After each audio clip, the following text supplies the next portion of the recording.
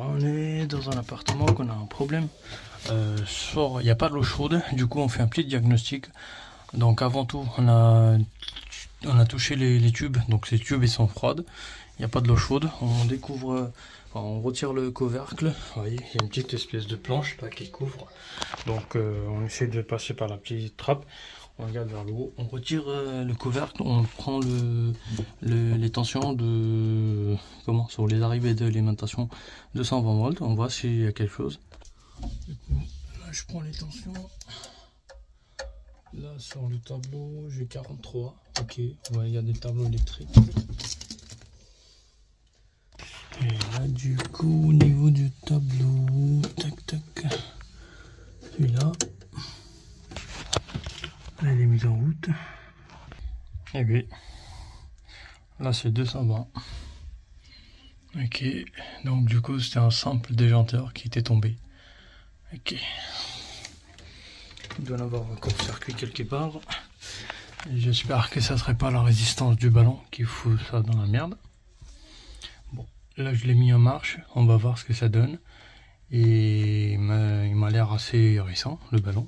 Donc c'est une toute petite dépannage. Donc on a vu, c'est pas, voilà, c'est un simple déjanteur là-bas avec des fusibles.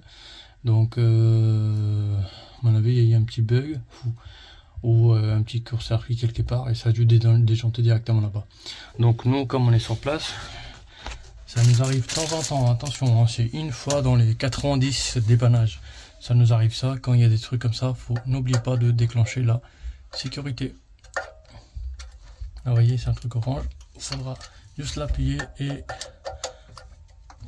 voilà, une fois appuyé, là c'est déclenché.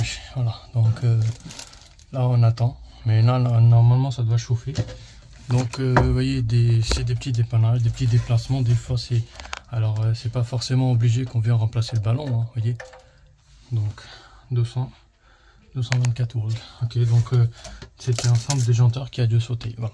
J'ai vérifié le tableau électrique, j'ai trouvé rien de anormal. Bon, même si c'est des anciens avec des portes fusibles. On a des suspicions que la seule chose qui pourrait déjanter, ça pourrait être la résistance défaillante, mais pour le moment, voilà, on n'a pas encore, voilà. Donc là, du coup, le ballon il est renclenché. On a bien 224-220 volts et on attend 3-4 heures. Ça commence à faire un peu tiède et puis après, s'il faut changer la résistance, on prend la référence. S'il faut changer le ballon, bon, on changera directement le ballon. Mais moi, je trouve que ça serait mieux de remplacer le ballon s'il faut, parce qu'il peut y avoir du calcaire et tout ça. Donc voilà. Voilà, c'est la fin de la vidéo.